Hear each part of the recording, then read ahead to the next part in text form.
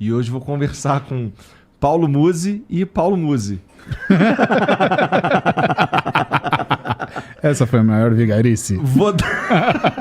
Então, aí eu quero oferecer para vocês dois um outro raciocínio.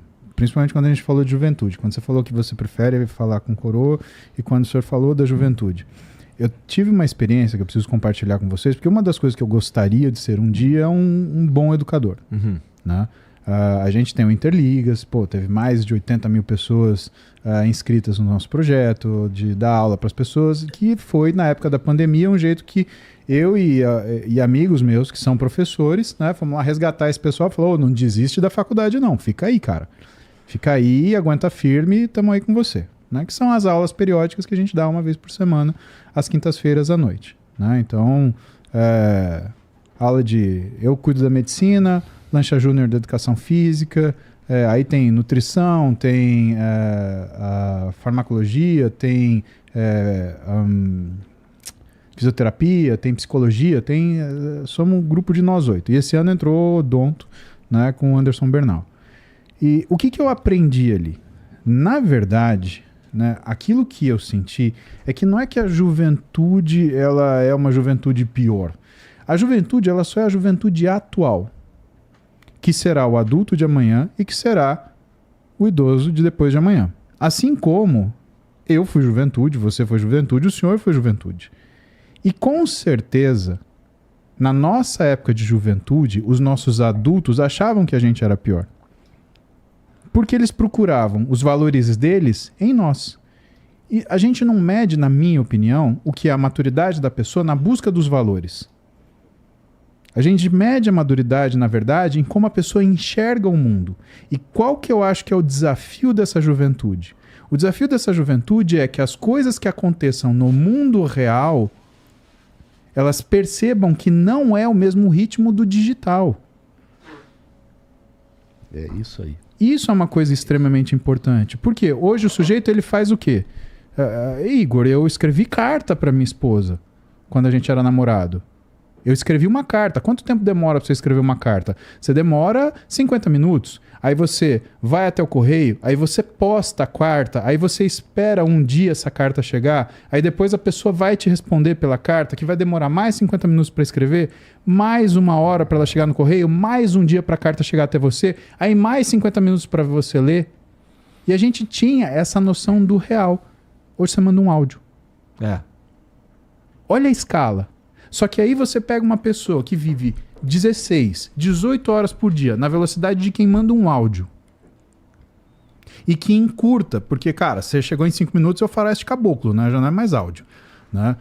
É podcast. Aí você, exatamente, você fez um podcast ali. Né? Então você encurta aquele áudio. Você faz essa pessoa ter contato com, sei lá, 100 pessoas no mesmo dia. Quantas pessoas a gente tinha contato no nosso dia? Quando você estava na escola, quantos melhor amigos você tinha? 1. Exato. Hoje a gente tem trocentos amigos no WhatsApp, que todos chamam cada um de nós na hora que mais lhes convém, com mensagens de áudio curta, esperando uma resposta imediata. E aí, nessa condição e nessa situação, a gente tem um grande problema, que é, a vida não é nessa velocidade. Cara, o tempo de uma gravidez vai demorar 9 meses. Ninguém engravida por Wi-Fi. O tempo de você fazer uma plantação, plantar uma plantinha, vai demorar semanas. O tempo para você construir uma casa vai demorar meses. O tempo para você fazer uma carreira vai demorar anos. E o que o pessoal está olhando no digital hoje? Como é que você fica rico do dia para a noite? Como é que você fica grande do dia para a noite? Como é que você fica seco do dia para a noite? Como é que você fica sábio do dia para a noite? Como é que você fica o que você quiser ser do dia para a noite? E a gente acaba tendo, então, essa juventude que está num processo muito duro, na verdade, e que sofre com isso. É só você olhar os comentários. Porque o que elas sentem? O que faz a gente pensar menos dessas pessoas? Porque a gente teve a oportunidade de conhecer as coisas no tempo que as coisas aconteciam. Esse pessoal hoje não tem, porque eles são cobrados para resolver no tempo do digital coisas que eles têm que entregar no tempo real. Cara, sabe como é que foi acompanhar minhas 2 filhas na escola? Que elas são um pouquinho maiores que as suas, né? A Duda, ela na época da pandemia, ela estava com 16 e 17. E a Clarinha, ela estava com 9 e 10. Né? E o que eu percebia?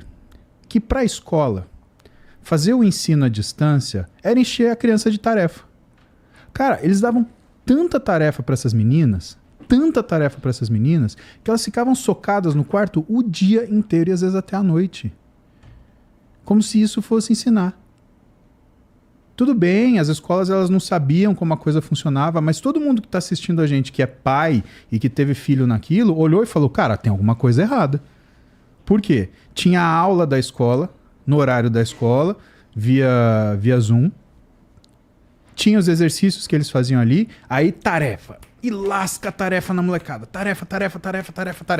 Eu via a Clara à noite, eu via a Duda à noite. As duas, cara, a Clara com 10 anos de idade, criança, tendo que passar olhando uma tela das 7 da manhã ao meio-dia. Cara, você não deixa o teu filho assistir tanta TV, mas tudo bem ele ficar assistindo aula. E depois você deixa ela na tela ainda, porque a tarefa no demônio daquele Moodle lá, ou qualquer outra coisa, né? Olha lá, o Brunão estuda essa porcaria, né? Mais 6, 7 horas para frente. Como é que você, humanamente, né, pode achar que uma pessoa consegue resistir a isso? Então, percebe a discrepância?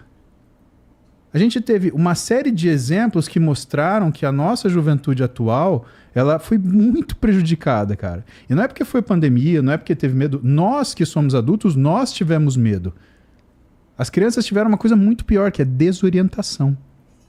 E desorientação é pior do que medo, porque o medo você se defende daquilo que te ataca. A desorientação não. A desorientação você não sabe onde você está, você não sabe para onde você olha e você não sabe para onde você vai. Olha a quantidade de criança ansiosa. Olha a quantidade de criança grudada no telefone. Olha a quantidade de criança com transtorno de distúrbio alimentar. Olha a quantidade de criança que hoje não consegue fazer uma atividade física, que não consegue perceber. Igor, olha a quantidade de gente que não consegue fazer uma dieta porque acha que tem que emagrecer em uma semana. Ou a quantidade de gente que não consegue fazer um exercício, por quê? Porque depois de 2 semanas que começou a treinar, não viu o efeito que queria, não, vou desistir. Cara, a nossa vida não é sobre isso. A nossa vida é sobre, sabe, compromisso e consistência. Se você não tiver compromisso, você não começa nada. E se você não tiver consistência, você não termina nada que você começou. E essa nossa juventude, ela viveu numa situação de desorientação, onde ela perdeu a noção daquilo que é compromisso, daquilo que é consistência, daquilo que é resiliência, da onde tudo é frustração. A vida desse pessoal foi frustração até agora. Você quer que elas reajam na rede social como? Elas vão reagir com aquilo que elas têm. Sabe? É um baita clichê, mas cada um só dá o que tem. Quando essa pessoa ela não tem como raciocinar. Porque quando a gente para pensar, sempre o tempo define as coisas. Se você para pensar, você não dá o que você tem, você dá o que você gostaria.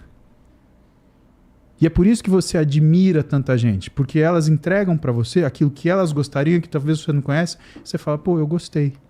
Sabe quantas pessoas que me param aqui, cara, não tem nada a ver com exercício, e que falam, pô, eu acho muito legal o que você faz.